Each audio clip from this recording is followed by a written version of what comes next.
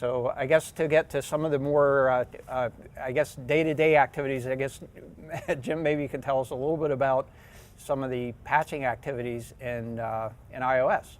I guess it was last week, Apple pushed out iOS 8.2 for iPhone, and the big thing in there was they fixed a vulnerability that if you were sent a specific type of SMS message, could reboot your phone.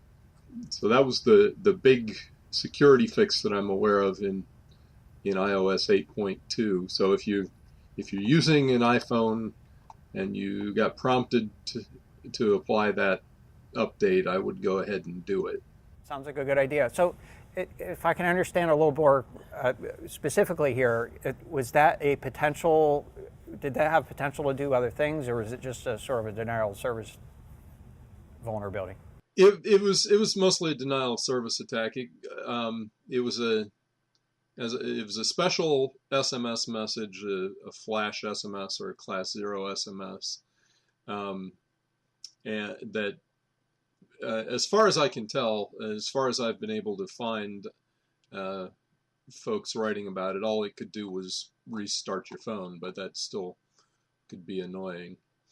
It certainly can be annoying. My wife was complaining the other day that she was trying to pick me up. I was getting the car serviced, and her phone wasn't working the way it was supposed to. So that's. Well, what's interesting about this vulnerability, I guess two things. One, this 8.2 update is the update everybody needs to get if you get an iWatch. So all 5% of you, however many people are going to go get the iWatches or whatever they're calling them. So it's a feature update. It's a feature update to enable that. But this is interesting. Like, I don't know if you guys are familiar with those Angie alerts on the freeways. Like if a kid's abducted, they send it in. And if you ever notice, you get those alerts, and maybe flash floods if you live out where there's flooding. Yep. You'll get these alerts on your phone which pop up differently than your normal messaging app. Well, that's the messaging service that this vulnerability took advantage of on the iPhone. And that's the messaging service where there's a vulnerability that, it could cause your phone to reboot. And that's the vulnerability that they closed with the update. But it's interesting. You didn't know your phone had this messaging service unless you receive one of those Angie alerts or one of those flash floods. And they always come somewhere between 2 and 3 in the morning. Yeah, exactly. It's got that really annoying sound associated with it. And exactly. It goes off at the same time. Yeah. Exactly.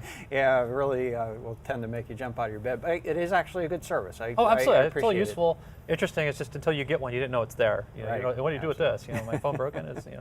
So my big question is, how does one send these sorts of messages? I assume that it's not for everyone to use. Otherwise, I imagine that everyone's phone would be getting spam with these day in, day out. If you're going to get regular spam, why not push it past the regular notification mechanism? Why not make it appear on somebody's screen and right in their face? I think you just created some homework for yourself there. I would assume AT&T knows all about that. Somebody's got to. So I'm sure somebody in AT&T knows all about that. It just doesn't happen to be between the three of us here.